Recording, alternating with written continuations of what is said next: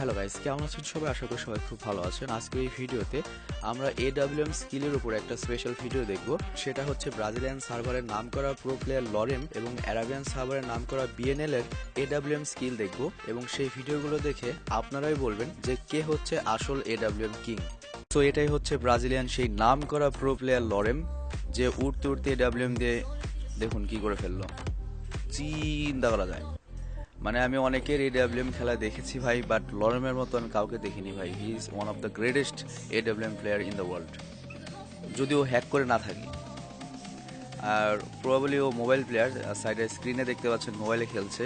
তবে অনেকে এরকমও দাবি করেন যে ও মোবাইল প্লেয়ার না, আসলে পিসিতে খেলে। এটা জাস্ট আমাদের দেখাচ্ছে যে মোবাইলে খেলছে, কারণ ওদের কখনো হ্যান্ডিক্যাম দেখায়নি। তবে আমাদের ভুল ধারণা হতে পারে। তবে দেখুন কি করলো ভাই, অস্থির খেলা খেলে লরেম, অস্থির। মানে ওর এডব্লিউএম স্কিল ভাই অস্থির। ন্যানো সেকেন্ডে শেষ সব। এনিমি দেখা যায় না ভাই, এনিমি দেখা যায় না, এখান থেকে মনে করেন শেষ।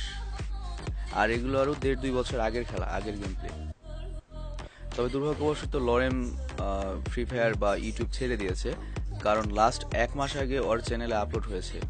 মানে রিসেন্টলি কোনো ভিডিও আপলোড হচ্ছে না, তো সম্ভবত লরেম ইউটিউবিং ছেড়ে দিচ্ছে, আমার এরকমই মনে হচ্ছে। কিন্তু ওর ইউটিউব চ্যানেলে মিলিয়ন মিলিয়ন সাবস্ক্রাইবার রয়েছে।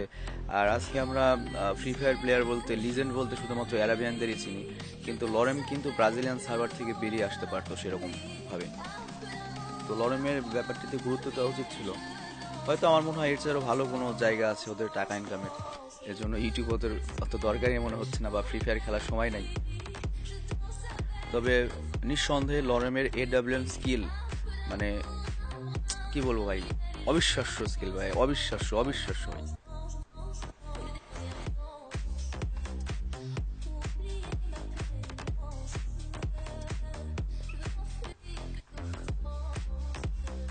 চিন্তা করা যায়, আমাকে 50 বছর সময় দিলেও আমার দ্বারা সম্ভব না। 50 বছর কম হয়ে গেল ভাই, কি এমনি করে এডব্লিউএম দিয়ে সব ল্যাটা ব্যাটা করে দিলেন এমনি। দেখ মিস হয়েছে অনেক, হ্যাকার হলে তো আর মিস হইতো না।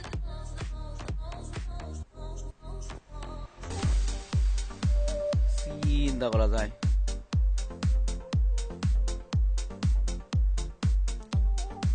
তো লরেমের এডব্লিউএম এর স্কিল আমি মানে বিগ ফ্যান লরেমের।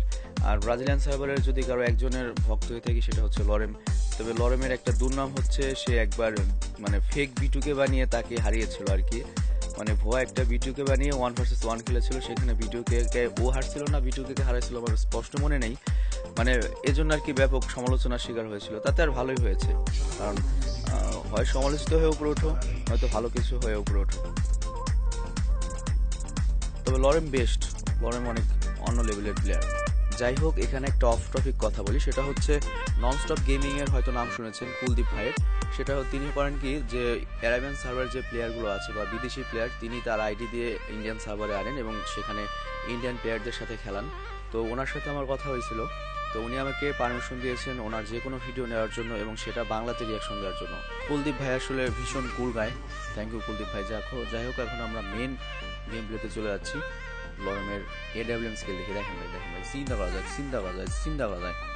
এটা কি ভাই, এটা কি ভাই? এমবো হ্যাক হলে কিন্তু ডাইরেক্ট মাথায় গিয়ে লাগতো। 1 টাকার 1000-এর ড্যামেজ। যাক, এখন হচ্ছে বেন লাদেন, আমাদের বিএনএল এর খেলা। ভিনসেন্সো যাকে বলা হচ্ছে বেনেলেলে, পেনেলেলে এভাবে ডাকে আর কি। কিন্তু বিএনএল এর কাছে ডাবল এডব্লিউএম থাকলে তো ভালো হতো। আমরা তো MP40 খেলা দেখছি ওনার। মানে অ্যাকচুয়ালি ভিডিওটা আমি অনলাইন থেকে নিয়েছি। মানে ভিডিওটাই ছিল এরকম, লরেম ভার্সেস, মানে ননস্টপ গেমিং থেকে নিয়েছে আর কি ভিডিওটা। ননস্টপ ভাইভাবে ভিডিওটা আপলোড দিয়েছিল, মানে কুলদীপ ভাই। তো উনি আগে এরকম করে ভিডিওগুলো আপলোড দিতেন, তারপর আস্তে আস্তে ওনার চ্যানেল যখন বড় হয় তখন ওনার অনেক বড় বড় ইউটিউবারদের সাথে সম্পর্ক হয় এবং এখন উনি কিন্তু ইন্ডিয়াতে একটা ব্র্যান্ড। টোটাল গেমিং টেমিং অবশ্যই অন্যরকম পর্যায়ের ব্যাপার, কিন্তু ওনার মতো উনিও কিন্তু একটা ব্র্যান্ড, কারণ উনি কিন্তু ওনার মাধ্যমে কিন্তু বিদেশি প্লেয়ারগুলো আসছে, বিশেষ করে অ্যারাবিয়ান সার্ভারে। তো যাই হোক, আমার চ্যানেলও যদি কখনো বড় হয় আমরা ওরকম পারবো। আর ননস্টপের সাথে যদি ভালো সম্পর্ক করা যায় তাহলে তো plus point. I am not sure, because আমি এখনো অনেক ছোট।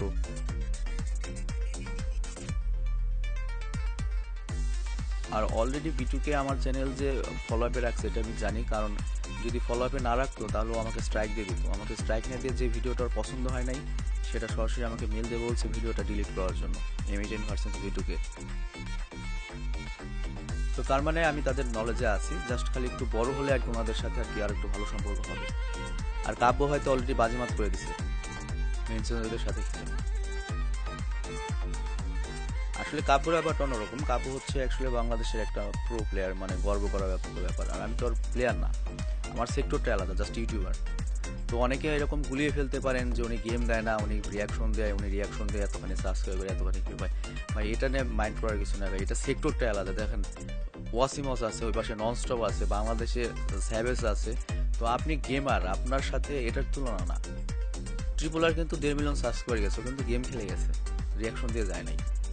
তো আপনি যদি গেমার হন আপনার গেমের দক্ষতায় যাবেন, এখন আমার সাথে হিংসা করে তো আপনার লাভ নাই। আর আমরা কিন্তু কারো অনুমতি ছাড়া রিয়াকশন দেই না। যেমন আপনি দেখতে পাবেন আমাদের চ্যানেলে শুধুমাত্র একজন বাংলাদেশি ইউটিউবারের রিয়াকশন আছে, সেটা হচ্ছে নাইম আলমের। কারণ শুধুমাত্র নাইম আলম আমাদের রিয়াকশন দেওয়ার পারমিশন দিয়েছিল।